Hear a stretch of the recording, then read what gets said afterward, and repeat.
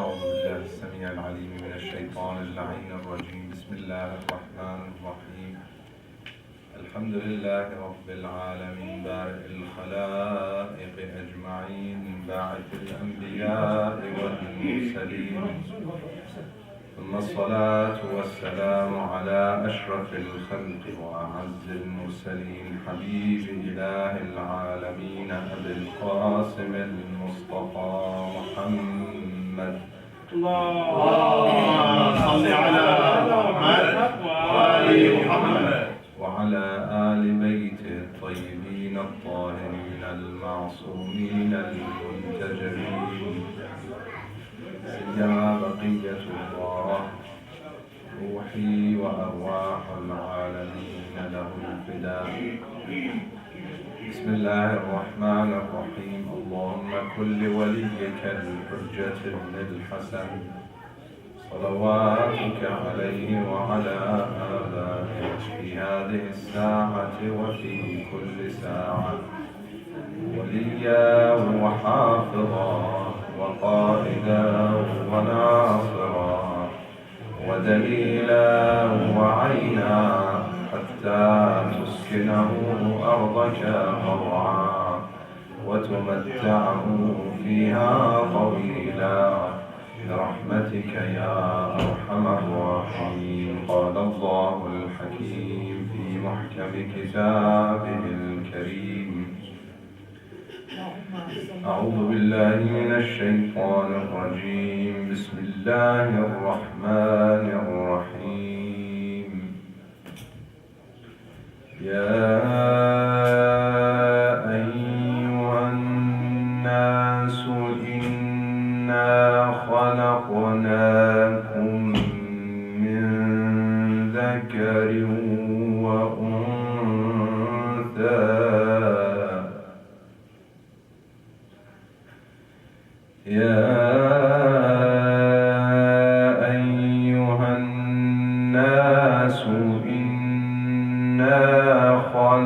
خلقناكم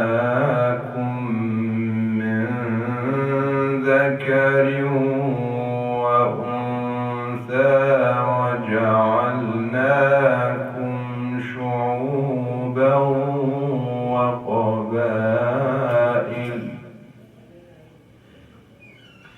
وجعلناكم شعوبا وقبائل لتعارفوا إن أكرمكم عند الله أتقاكم. آمنا بالله. صدق الله العلي العظيم. صلوا على محمد وآل محمد. اللهم صل على محمد وآل محمد. Dear mu'mineen and mu'minat, brothers and sisters, Assalamu alaikum wa rahmatullahi wa barakatuh. Wa alaikum assalam wa rahmatullahi wa barakatuh. Inshallah, before the topic for the night, before I start discussing the ayah that I started with from Surah al-Hujurat, the ayah that speaks about all mankind being from the one source and all being equal, and the only difference is determined by Allah subhanahu wa ta'ala only, which is through piety, through God-wariness and piety. Inshallah, we'll discuss the ayah in brief, but before that, just a few fiqhi masail, jurisprudence. Inshallah, we'll start with every week. That way, inshallah, we'll make sure that our a'mal and our deeds, and in terms of our knowledge in Islamic law, inshallah, is enough for our day-to-day transactions, because this is the ilm that is wajib to acquire. طلب العلم فريضة على كل مسلم ومسلمة. Acquiring and seeking knowledge is obligatory upon every believing man and believing woman. That is the ilm that is most obligatory and most important is the knowledge that they require for their day-to-day transaction.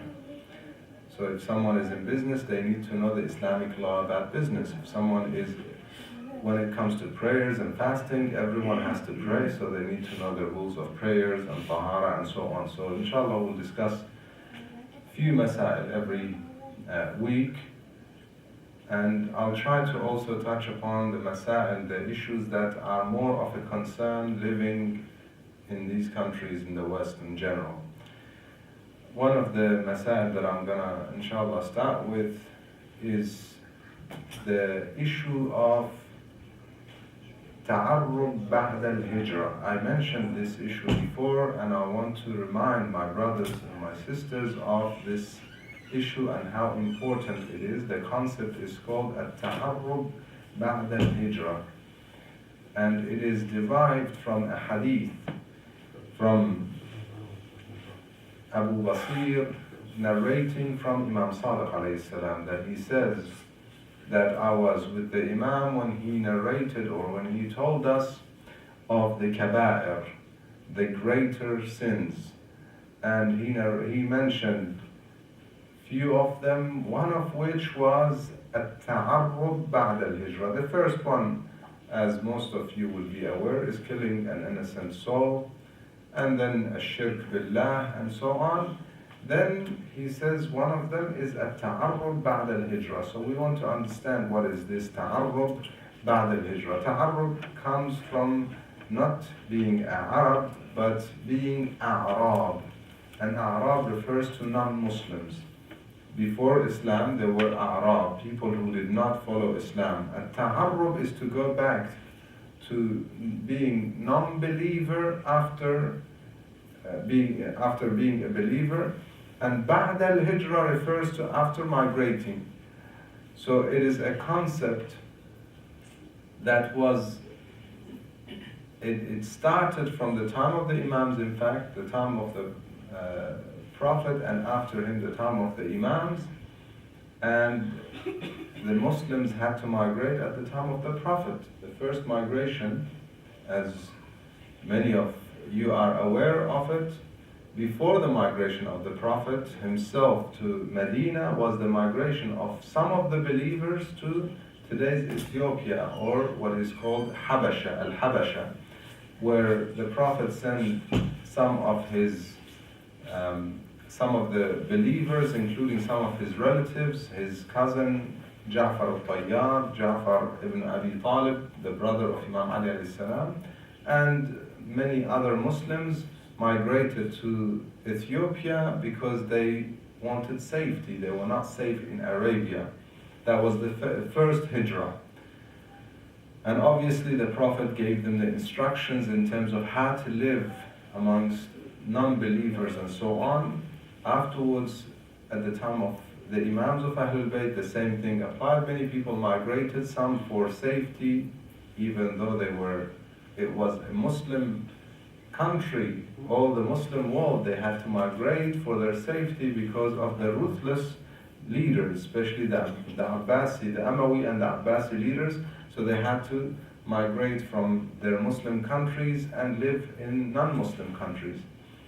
And so this is migration, hijrah.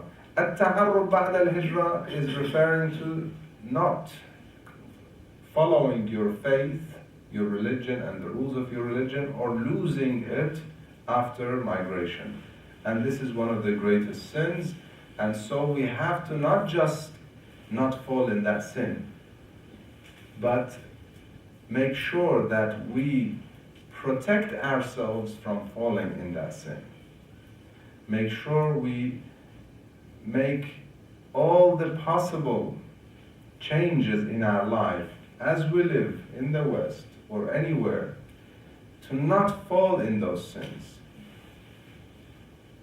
يعني علينا أن نمنع ونمتنع عن المقدمات المؤدية إلى التعرب بعد الهجرة. We don't wait for it to happen, but we have to make sure we prevent it from happening, but by making sure that we take all the preventative measures all the precautionary measures to make sure it does not happen for us and for our children. And if it's going to happen, then staying in any place that you're going to lose your religion and your faith becomes forbidden. You have to migrate. And this is actually very clear in the Quran. When Allah subhanahu wa ta'ala speaks of some people that come on the Day of Judgment, and it's asked, they are asked, فِيمَ كُنْتُمْ? Why did you go in the wrong path? قَالُوا كُنَّا مُسْتَضْعَفِينَ فِي الْأَرْضِ. We were weak, we had no choice. We were forced to lose our faith. So it is said to them, أَلَمْ تَكُنْ أَرْضُ اللَّهِ وَاسِعَةً فَتُهَاجِرُوا. Was not the land wide and broad that you could go somewhere else? So when it comes to keeping your faith, if you have to leave a country that you reside in, you have to do it. If you have to leave a city, you have to do it. It is actually an obligation. Inshallah, this is enough. If there are any questions on this topic, otherwise, inshallah, we'll move on to the topic that I decided for the night, which is regarding equality. Human beings being equal in the eyes of Allah subhanahu wa ta'ala. As I mentioned in the ayah that I recited in the beginning of the lecture, the ayah from Surah Al-Hujurat, Allah subhanahu wa ta'ala addresses mankind, not the believers, not Muslims. In some ayat, Allah subhanahu wa ta'ala says, Ya ayyuhan nas, Ya ayyuhal ladina amanu, or Ya ayyuhal ladina hadu, or Ya ayyuhal ladina amanu. So the believers. In this ayah, Allah subhanahu wa ta'ala is addressing all humanity. Ya ayyuhan nas. Inna khalaqnakum. Indeed, we created you from a male and a female. Min dhakarin wa untha. Not only a male, from both male and a female. Don't forget that. This is very important and significant for so many people that think that Islam has any kind of favoritism towards men. Yes, maybe some people misinterpreting Islam and the Quran may understand it in that way. But Quran continues to mention that men and women are from the one source. Min nafsin wahidatin. In Surah An-Nisa. And we have a surah called Surah An-Nisa. We don't have a surah called Surah Al-Rijal. We have the surah dedicated to women. We don't have a surah dedicated to men. Yet they're still saying that Islam is more for men, or it's patriotic or whatever. So, min dhakarin wa untha, number one. Then, وَجَعَلْنَاكُمْ شُعُوبًا وَقَبَائِلًا. This is what Allah subhanahu wa ta'ala decided, that people are born and grow in different tribes, different nations, different colors, different backgrounds, different ethnicities, different languages. All of this is a decree from Allah subhanahu wa ta'ala. And why did He do that? So that some can become proud over others? Of course not. So that some can brag that we are better than others? Of course not. Did He prefer a certain color over a different color? Of course not. So why? The ayah says it. لِتَعَارَفُوا. So that you may get to know each other, learn from each other, appreciate the Creator more. Not so that one thinks that they are better than the other. Not so that one nation or one color or one religious group consider themselves better than others. Even when it comes to religious groups. And I'll explain. This might sound a bit difficult for some to digest, but I will explain how, when it comes to equality of human beings, Islam says all are equal. Very clear. as human beings, you are all equal. As the very famous poem that is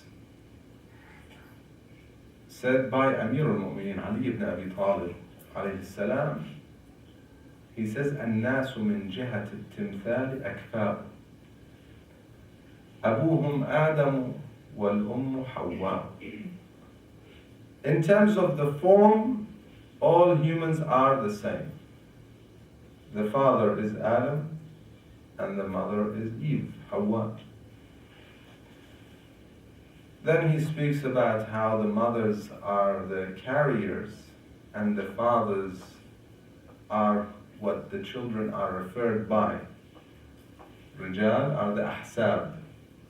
He says the ummahat are awhiyatun wa innama ummahatun nasi awhiyatun. And continues to say what makes some better than others. He says it is knowledge, obviously, that is acted upon. So he says go and seek knowledge and act on that. And as Allah subhanahu wa ta'ala clearly states in the Holy Quran, إِنَّ أَكْرَمَكُمْ عِنْدَ اللَّهِ أَتْقَاكُمْ. And taqwa cannot be achieved without knowledge. عمل من غير علم, a deed that is without knowledge is not complete. And with knowledge we can reach to more and more taqwa in our deeds. And therefore we need to acquire knowledge and make sure that we practice piety in our a'mal. Ilm, amal leads to taqwa. Inna akramakum inda Allahi atqakum. In a very famous statement, the letter from Amir al-Mu'mineen Ali ibn Abi Talib alayhi salam to Malik al-Ashtar. He says to him, you have to treat people all equal to yourself even. أنصفهم من نفسك. Meaning, you're the leader, you're going to be the governor, but they're the same as you. They're humans like you are. You just have a different responsibility. Everybody has a responsibility in the society. Just because somebody has certain skills and gifts by Allah subhanahu wa ta'ala that allows him to be the leader, or to be the governor, or to be a president or minister, it doesn't mean that he's a better human being than the other. It doesn't mean that he's more of a human being than the other, that he has more rights than the other. Some of you might be familiar with the Animal Farm. I think it's by George Orwell, if I'm not mistaken. Very famous story.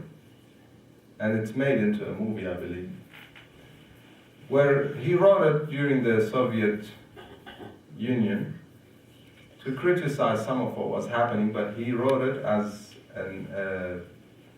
a story of animals, so that he's not prosecuted for criticizing the government. In there, he depicts the farmer to be the bad guy and the animals uniting to throw out the farmer. Eventually they throw him out and they leave. And the pigs, or the boars, were the ones playing the diplomacy in that movement. Very interesting. And so they set some rules. The initial rules were very good. They said all animals are equal. Later on, some pigs started misusing the power and authority, and so they completed the sentence saying, but some are more equal than others. I don't know how much sense that statement makes, but to them, they wanted to say some are better than others, so they called them more equal than others. The same thing we say in Islam, all humans are equal. But some people say some are more equal than others, or treated in that manner. And unfortunately, it is Muslims who are one of the greatest guilty ones when it comes to this concept. And I call that being a victim,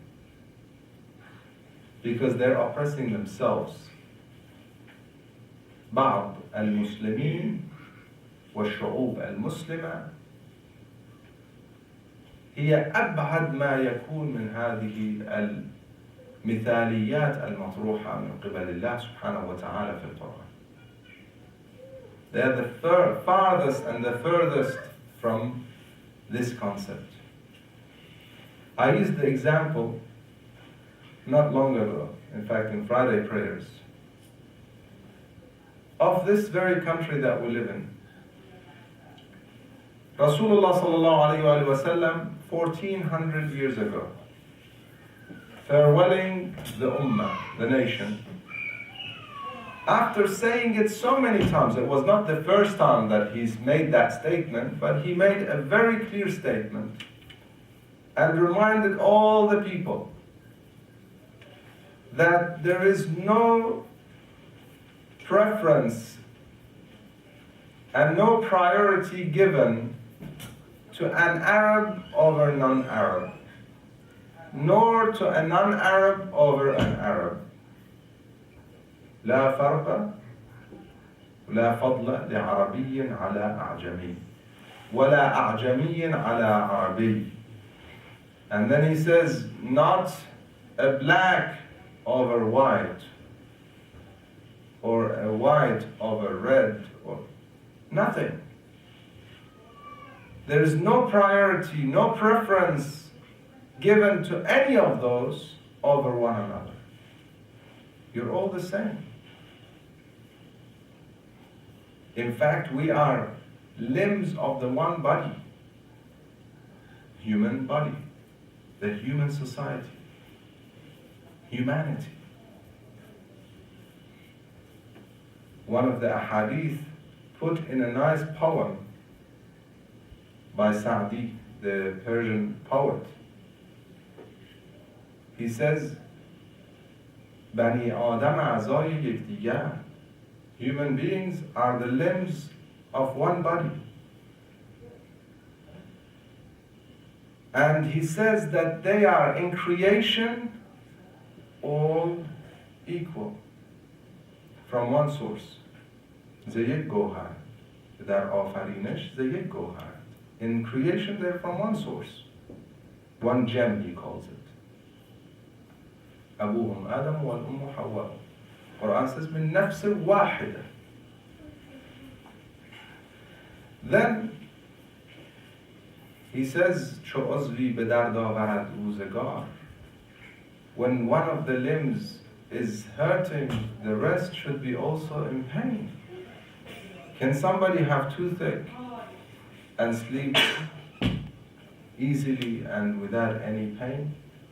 The whole body is shaken.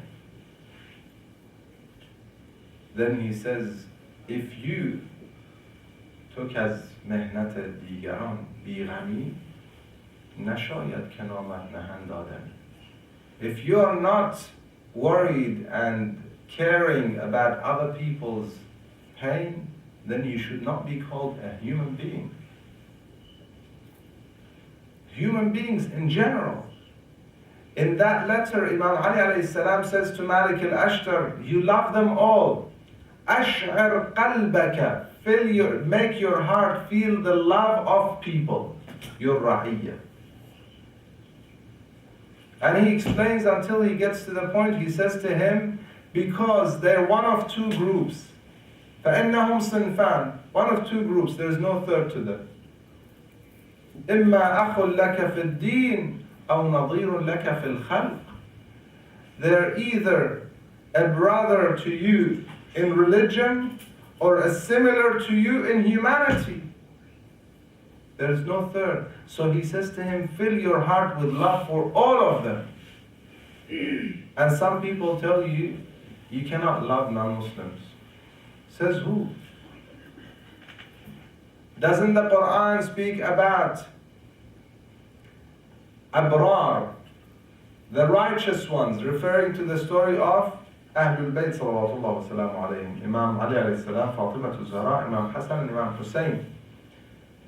In Surah Al-Insan, Surah Al-Dahr, referring to the story when they were fasting because of the nadr, the yufuna bin nadr, wa yakhafuna yawman kana sharruhu mustatira. They were fasting and they fed first, وَيُطْعِمُونَ الطَّعَامَ عَلَى حُبِّهِ مِسْكِينًا وَيَتِيمًا وَأَسِيرًا. They feed the poor, they feed the orphan, and they feed the captive. عَلَى حُبِّهِ. That عَلَى حُبِّهِ, Mufassirin, they say it refers to them loving the food, them loving the feeding, and them loving the person that they are feeding, or them in love of God they're doing it. So 4 different tafasir given, and all being correct because Quran has depth in the meanings. So in love of the person that they are feeding. Now the poor could be a Muslim, yes. The orphan could be a Muslim, yes. The captive, a captive, asir, in the hands of Muslims, in a war between Muslims and non-Muslims. He is non-Muslim, yet they still love him as a human being, as that nadir fil khalq, as the creation of God. We love them. And that's how we can overcome a characteristic that's within us that could make us fara'ina. It could make us like Fir'aun. That characteristic is love of oneself. Love of oneself is a necessity characteristic for human survival. It is necessary. We need it. We need to protect ourselves. We need to survive. And that we need. For that, we need to love ourselves. But we have to control it. We have to contain it. And then we have to share it. If you don't have something, you cannot share it. فاقد الشيء لا يعطي. If you don't have محبة, إذا لم تمتلك المحبة في قلبك فلن تستطيع أن تحب أحد. So you have to have that love for yourself. You start with it, but you grow from it to love others and everyone around you. Otherwise, if you only love yourself, that's when you become racist. You might ask how? Because racist people are people, what we call in Arabic al-Unsuriyya, or al-Asabiyya, al-Asabiyya al-Jahiliyya. Racist people love themselves and everything that they can attribute to themselves. So me is the center. Then if he's the same color, we have something in common, so I don't mind him. Same ethnicity, we have something. So I love him for that, because it's like me. It goes back to me, everything back to me. I become the center. Goes on from that, religious background, ethnicity, village, من أي ضيعة. In different countries, you look at your own countries and you'll find that we all have that. Even in this country, you have southern people in the northern states and so on. And everybody tries to make that circle of their identity, make it more and more distinguished, and That is their circle. Everybody else is outsider.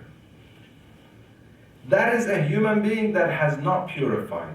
That is a human being that has not worked on themselves. That is a human being who has not struggled to gain the good characteristics,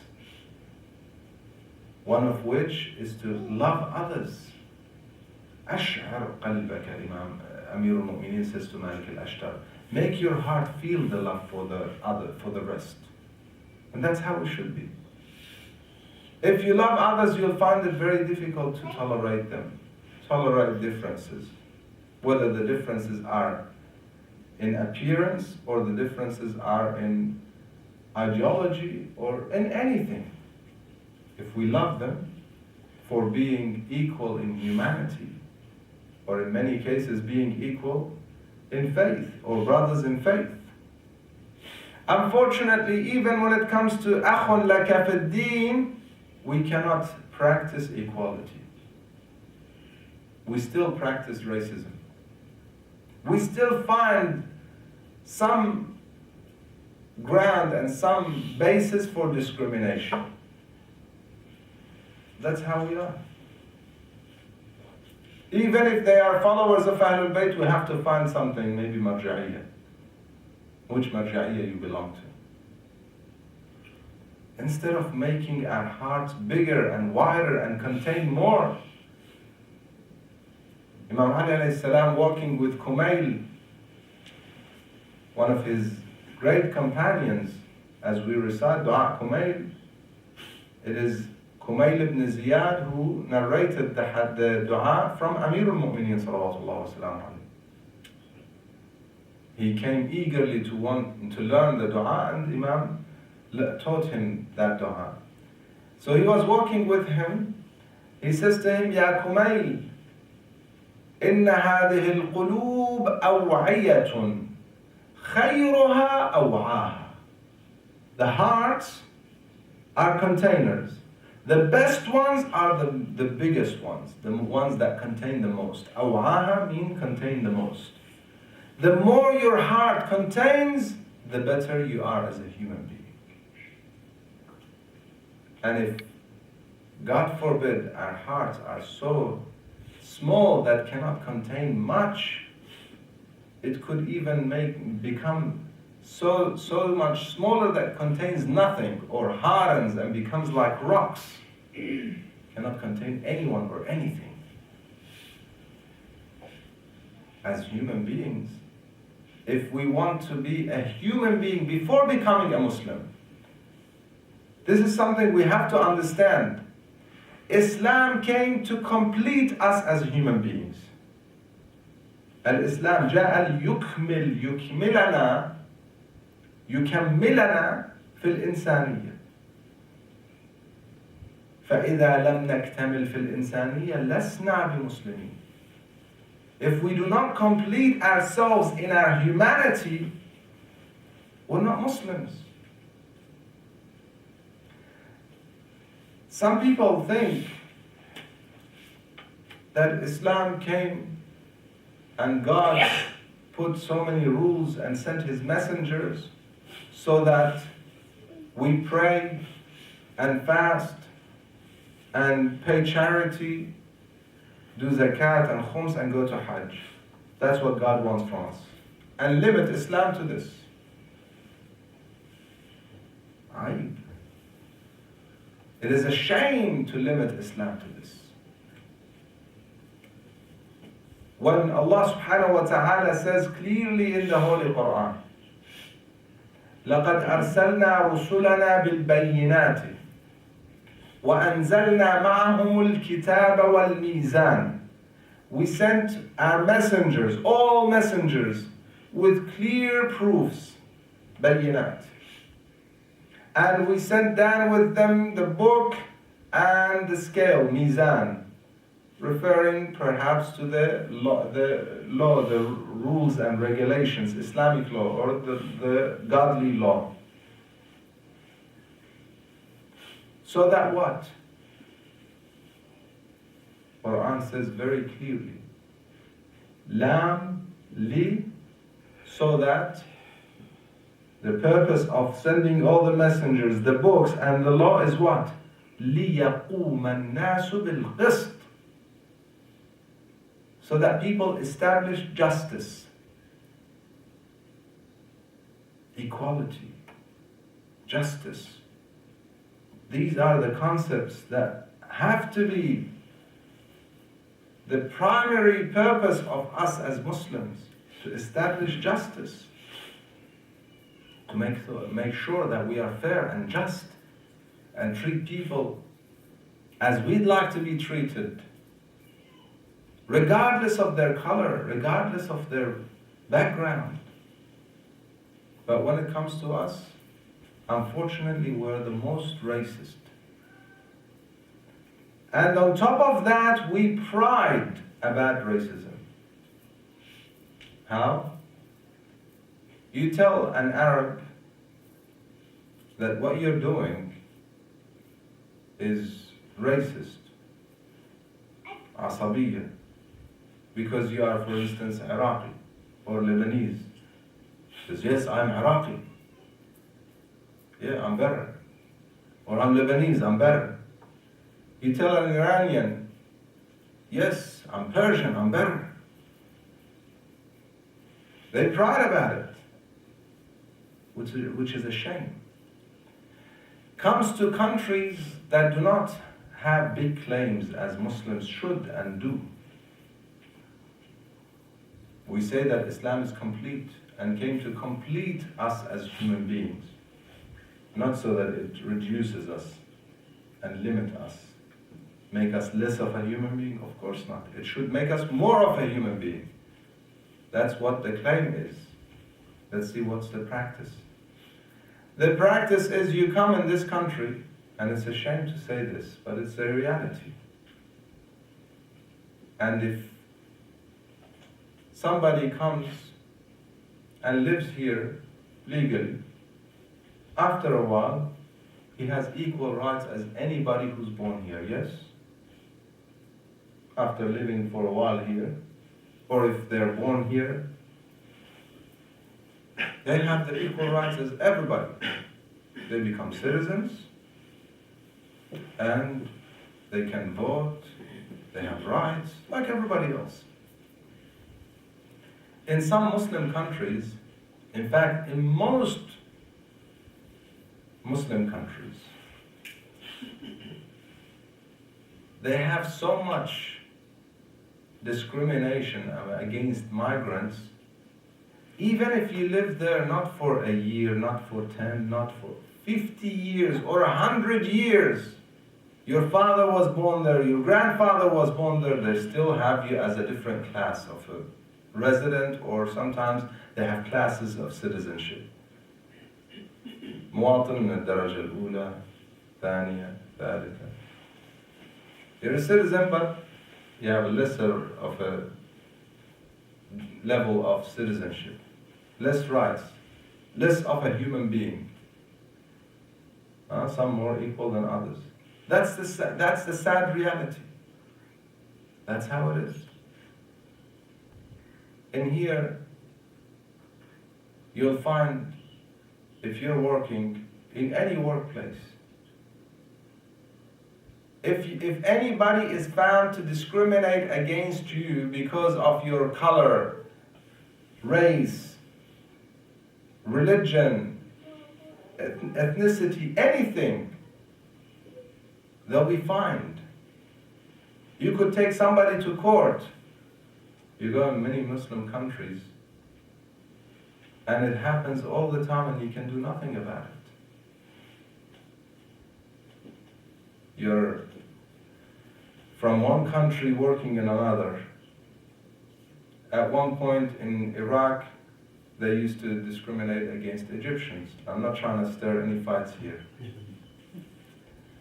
Lebanese against Syrian, Iran against Afghani, and the list goes on. And we say it proudly. This guy is Iraqi, or this guy is Syrian, and it's like he's less of a human being. And we have no shame saying it. And that's shameful. Unfortunately, we bring all of these characteristics that we grew up learning through our environment, we bring it even living in the West, and sometimes even in Islamic centers. And that is something I want to conclude with this, brothers and sisters. This is a reminder and a warning. A reminder that Islam came to say that you're equal, so treat each other equally. And a warning that is, if you don't practice this law of Islam, you are not a complete human being, yet a Muslim. You're not a human being that is complete and clean and clear, yet a Muslim. Islam should be above average human being. If you do not practice this, you cannot reach the levels that we can and we should be reaching in purification. It is not an easy task, however. It takes a lot of mujahada, a lot of work. We have to fight ourselves. It doesn't matter who is speaking, who is the speaker, what color and what race and what background and what language. It doesn't matter. If they're sharing something good, listen to them. It's not about man qal, innama ma qal. What did he say? And learn. If there's hikmah, learn. And that's how we all should treat each other. We have something to be proud of, alhamdulillah. In this center, we have all different backgrounds working together. Appreciate that. Thank Allah subhanahu wa ta'ala for it. And let's feel that we are one. فلنشعر قلوبنا بأننا من نفس واحدة. That we are one. Though we may differ in color, though we may differ in some features, to some we are the same in color even, but to ourselves we start making the distinction. I may have shared this. News reporter was asking one African lady from a certain tribe that they were fighting each other. She was asking, how do they know each other? How do you guys know that this guy is from? And that lady said, can't you tell? Our nose, our face. And to the reporter, it's not like, you all look the same to me. That's the reality. They all look the same to foreigners. We all look the same to many people, yet we find reasons to differentiate and to segregate and to discriminate. We ask Allah subhanahu wa ta'ala to guide us to be followers of His book, followers of His teachings, followers of the Prophet and his progeny. We ask Him to make us amongst those who listen to what's said and follow what's best. نسألك اللهم وندعوك باسمك العظيم الأعظم الأعز الأجل الأكرم. يا الله يا الله يا الله يا رحمن يا رحيم. إلهي يا حميد بحق محمد، يا عالي بحق علي، يا فاطر بحق فاطمة، يا محسن بحق الحسن، ويا قديم الإحسان بحق الحسين، وبحق التسعة المعصومين من ذرية الحسين. استجب دعواتنا يا الله. اللهم ارزقنا توفيق الطاعة وبعد المعصية وصدق النية وعرفان الحرمة وأكرمنا بالهدى والاستقامة. اللهم املأ قلوبنا بالعلم والمعرفة. اللهم طهر بطوننا من الحرام والشبهة. اللهم اهدنا لما تحب وترضى. اللهم اهد شبابنا من فتن هذه الأيام. اللهم اجعل عواقب أمورنا خيرا. شاف مرضانا، ارحم موتانا، بحرمة السورة المباركة الفاتحة حفظها صلوات. اللهم صل على محمد وآل